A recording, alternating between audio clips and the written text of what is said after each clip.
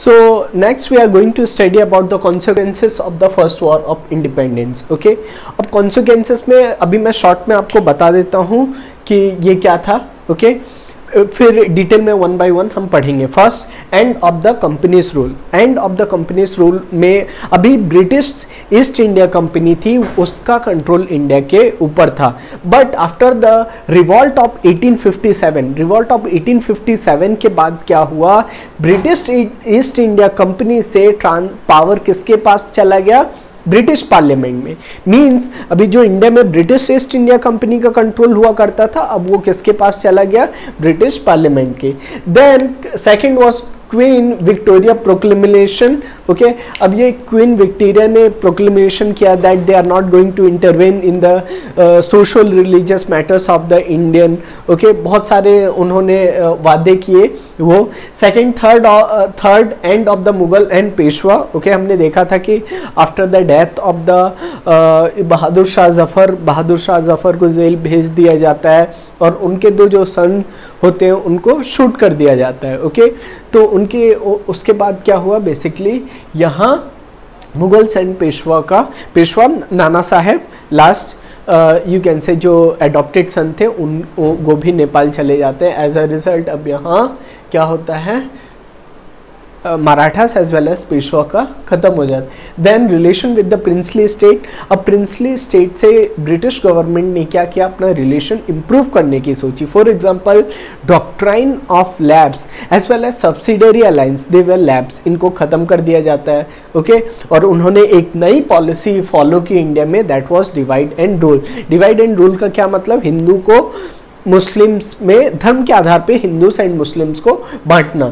Okay, then racial antagonism means वो अपने को सुपीरियर कंसिडर करते थे, अब उन्होंने रेसिस्ट नेचर स्टार्ट किया. Okay, means for example some of the restaurants were reserved only for the Europeans, trains, some compartment of the trains were reserved only for the Europeans. Then foreign policy.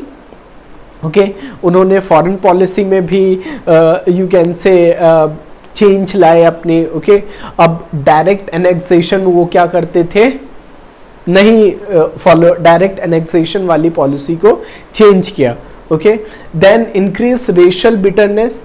Okay, अब इसके बाद क्या हुआ, races के बीच में बहुत ज़्यादा दूरियां बढ़ती गई.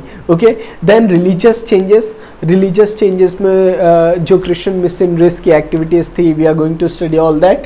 Then changes in army. Okay, army में भी चेंजेस इंट्रोड्यूस किए, more European soldiers were introduce. Okay, और जो important you can say strategic location में जो आर्मी थी वहाँ यूरोपियंस का ज़्यादा रोल किया गया. देन इकोनॉमिक एक्सप्लॉयटेशन, मैंने आपको बताया था इकोनॉमिक एक्सप्लॉयटेशन में क्या, बेसिकली यहाँ चीप रॉ मटेरियल इंडिया से ले जाते थे और फिनिश्ड प्रोडक्ट यहाँ इंपोर्ट करते थे, इससे डी इंडस्ट्रियलाइजेशन हुआ. Then there was rise of nationalism. Yes, Britishers के खिलाफ आज़ादी की लड़ाई, a feeling of nationalism. Okay, nationalism क्या मतलब, strong love and loyalty for the country. Okay, अब ब्रिटिश के कारण ही इंडिया में नेशनलिज्म की फीलिंग बढ़ी. Okay, we are going to study. Then widening of the gulf between the Hindus and Muslims after the revolt of 1857 की, just because divide and rule racist nature of the British policy, there was widening of the gulf between the Hindus and Muslims. Hindus and Muslims के बीच में दूरियां बढ़ती चली गई. Got it. So अभी हम वन बाय वन पढ़ेंगे. Okay, so first we are going to study about the end of company's rule. Okay, so अभी तक इंडिया में रूल करता था वो कौन थी, British East India company. British East India company एक मर्चेंट कंपनी थी जिसका मेन मोटिव क्या था, प्रॉफिट, ट्रेड से प्रॉफिट कमाना. They were having no expertise in administration, और यू कैन से उनको रूल करने में, एडमिनिस्ट्रेशन, मिलिट्री में, इन सबको एक्सपर्टीज नहीं थी.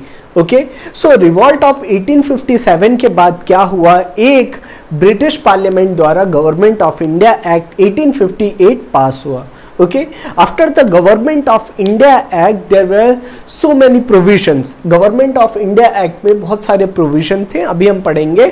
Okay, so उसके बाद क्या हुआ, पहला provision उसका क्या था कि it transferred the power to the government from the East India Company to British Crown. Okay अब यहाँ जो पावर था ब्रिटिश ईस्ट इंडिया कंपनी में वो किसको ट्रांसफर कर दिया गया, ब्रिटिश पार्लियामेंट को, और यू कैन से ब्रिटिश क्राउन को. ओके क्यों, क्योंकि पार्लियामेंट से भी हेड वहाँ कौन होता है, वहाँ का क्राउन, जो रानी राजा जो भी होता है उसके पास ट्रांसफर हो गया. ओके सो पहला पावर ट्रांसफर हो गया ब्रिटिश ईस्ट इंडिया कंपनी से, कहाँ, British Parliament. Okay.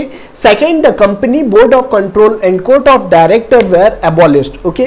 अब ये board of director and court of director ये क्या थे, बेसिकली ये administration as well as economy के लिए स्पेशलाइज्ड ये बोर्ड था जो लुक करता था, जो किसके अंडर रहता था, गवर्नर जनरल के अंदर रहता था. Okay the power to exercise by the secret, अब इसको क्या एबॉलिश कर दिया गया और इसकी जगह एक नई पोस्ट क्रिएट की गई, that was secretary.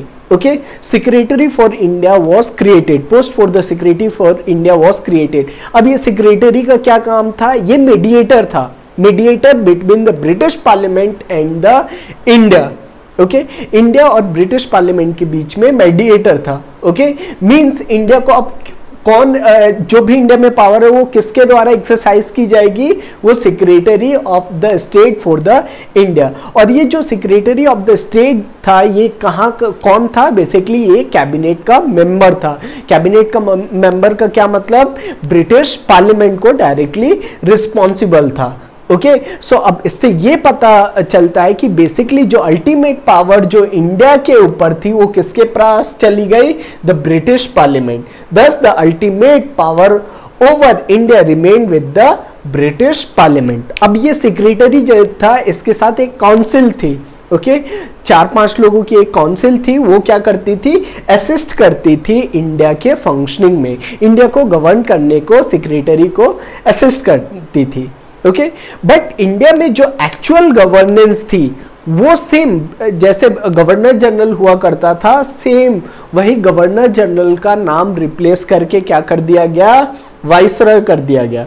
Okay so lord Canning was the first viceroy under this act. Okay इसके बाद क्या हुआ, लॉर्ड कैनिंग पहले वाइसरॉय बने. मींस जो एक्चुअल गवर्नेंस थी वो कौन कर रहा था, गवर्नर जनरल. ओके अब गवर्नर जनरल का सिर्फ नाम चेंज करके वाइसरॉय कर दिया. Okay there was also changes were made in the appointment to the civil services were to be made by open competition under the rules made by secretary. अब ये जो civil services IAS officers ये जो होते थे ये बहुत पुरानी पोस्ट है. ओके सो ये इनके लिए जो अपॉइंटमेंट हुआ करता था ओपन कंपटीशन के थ्रू. ओके कॉम्पिटिटिव एग्जाम के थ्रू होगा इट वो, और इसके लिए रूल्स कौन बनाएगा, secretary for the state. Okay